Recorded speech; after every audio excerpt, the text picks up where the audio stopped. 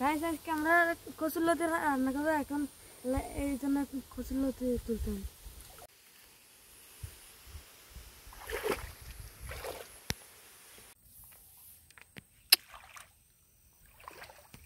দেখেন ধান ধরো চাল জ্বালায় ধান ক্ষেত সব নষ্ট হয়ে গেছে। দেখেন এই জন্য কচু ক্ষেত হয়ে গেছে।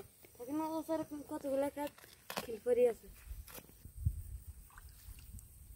ধান তো জ্বালা ধান বা কোন তরকারি কিছুই খাওয়া যায় না। লাউটা লাগাইলে তরকারি আর ভেসে আসে।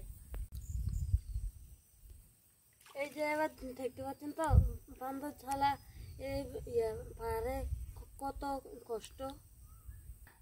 ধান তো চালা কোনো তরকারি খাওয়া যায় না। সিম লাগালে আসে, কোনো তরকারি করলে বান্ধব চালা যন্ত্রণা কিছু করা যায় না। এই জন্য দেখেন কচু গাছ লাগাইছে। এই জন্য পরে ক্ষেতগুলো খিল রয়েছে। কয়েকটা কিটেল থাকেছে এখন এই দিতে বান্ধায় পড়ে থাকে। সারাক্ষণ পাড়া দিতে হয়। কিন্তু দেখেন মাছা দিছে, এই মাছার ভিতরে বসে থাকতে হয় আমরা।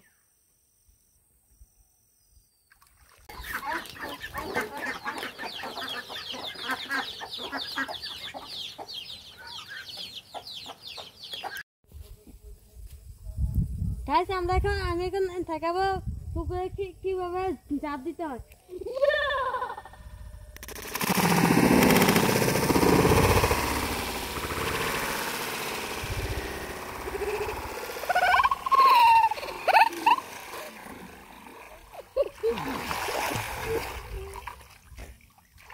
ঢুকছে।